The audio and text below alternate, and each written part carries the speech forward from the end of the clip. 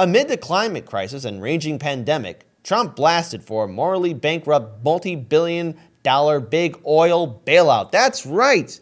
The fossil fuel industry is going to get a bailout because they need it, remember? Remember, they need it. They have all those bailouts. They have all those tax cuts. They're fine. They need that help. You don't understand. Don't you get it? Don't you get it? The fossil fuel industry is struggling, so we got to bail them out. You guys wait at the end of the line. They'll get to you later. Maybe. Just be good. All right, let's talk about what the hell is actually going on. So climate advocacy groups have responded with swift condemnation on Thursday after Treasury Secretary Steve Mnuchin said that he will recommend that President Donald Trump ask Congress for as much $20 billion to purchase oil in Barron's reported would essentially equate to a bailout to the U.S. oil industry. Because remember, the oil industry needs a bailout. The Secretary's comments about potential purchases that could fill the SPR for a decade came after Trump declared Friday that we're going to fill it up to the top. The U.S. advocacy group Food and Water Action issued a statement Thursday denouncing the possible multi-billion-dollar buys by the Trump administration as a gross abdication of duty. And this is gross. All right, let's make it very clear. How many times have we bailed out the fossil fuel industry? How many times have we given them a tax break? How many times did we constantly bail them out?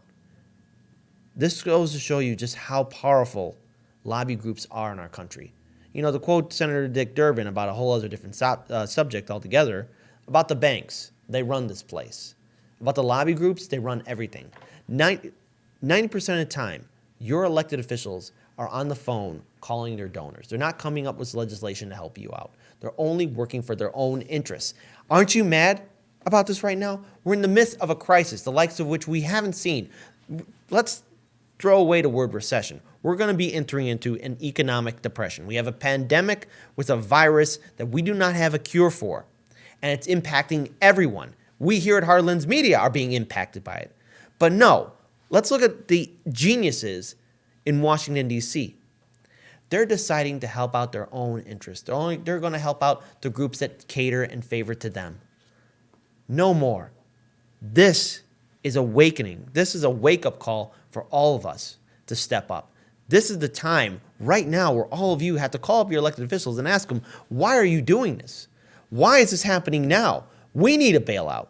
The American people need a bailout. If we don't have a bailout right now, people will not have jobs. People will not have any buying power. People can't pay those bills, those student debt bills, those medical debt bills. Hey, good luck. Because when people don't have any money and the debt and all these agencies start asking, hey, where's the money? How come you don't have money for the bills? We don't have any money.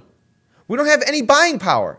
And thus, the United States as a superpower will finally be revealed as a fraud because it can't take care of its people. And why should anyone in the international community take the United States seriously enough if they can't provide for their people? This is the time where all of us have to step up and get involved.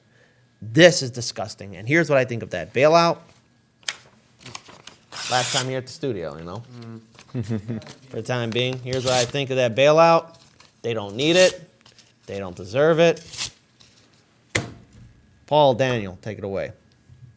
Yeah, I think if you take into account subsidies that oil companies get, I'd have to take another look at the numbers, but I don't think that companies like ExxonMobil have technically paid any taxes in several years. Mm-hmm. So they get all of these subsidies for the chore of making billions of dollars a year.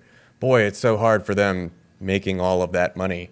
And to essentially, again, this also is in a type of subsidy, sort of. This is again bailing them out. And I think it shouldn't be lost on anyone that some of the primary groups that are opposed to this are groups that are calling for actions to combat the climate crisis. Like we need to remove ourselves from an addiction on fossil fuels, right? We need to be putting investments into green technology. Now, people will say, oh, well, it takes time to do that. We can't just flip a switch and, have windmills everywhere. And it's like, right, well, if we make the argument that we can't do this right away and therefore we shouldn't try at all, that's sort of what we've been doing for the last several decades, and we just kick the can down the road even further. Why don't we begin the process of heavily investing in renewable energies, wind, solar, wave, geothermal? Like these are not unknown technologies. These are in wide use elsewhere in the world, and we can begin ramping up the use of these technologies. But instead, we talk about spending money to buy bunches and bunches of oil to give to oil companies so that they can profit off of them, which is a de facto subsidy. And that's money and time and infrastructure that is not going in to renewable energies, that is not going into green technologies. And that just, again, kicks the can down the road and further entrenches our need for fossil fuels, right? If you have more green technologies, you incentivize other companies and other people who have a need to use energy to find ways of interfacing with that, right? If you know, companies like Tesla that are actively trying to make electric cars. I mean, you can find companies that can find ways to do electricity and heating and things like that using green technologies in buildings.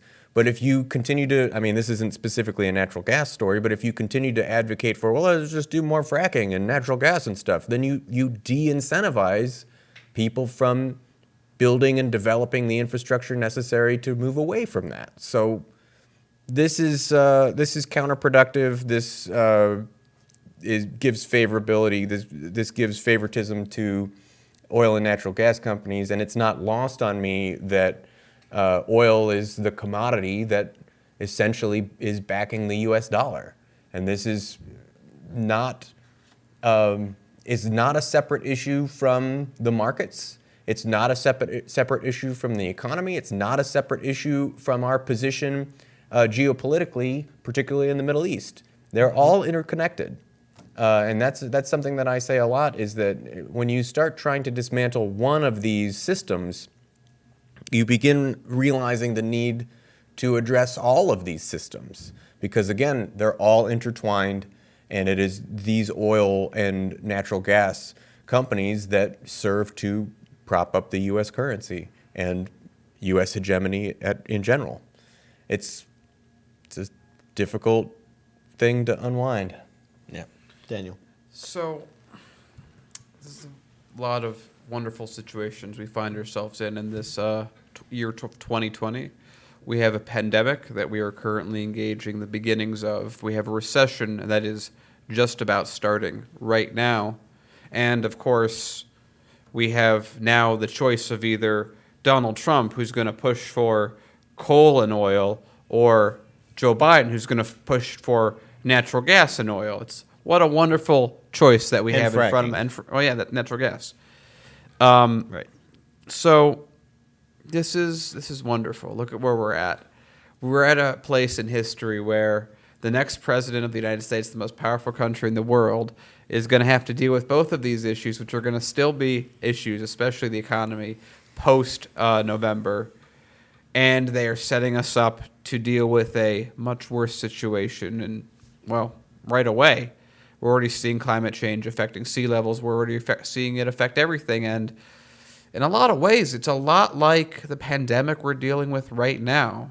Just started, barely affecting anyone in context, and it's about to get a lot worse. So just another thing to add to your list. Hey there, I'm Sammy. This is my sister bitch Kira, and we are the co-hosts of Basic Ass Bitches, which airs Sundays at 11 a.m. Central Standard Time at 99 Perspectives. You can find the link below. We like to talk about our lives and what's important to us and highlight our society's addiction to misogyny, racism, belonging, capitalism, and all of that good stuff. And it's riveting. Many uncomfortable conversations. Yes, so join us.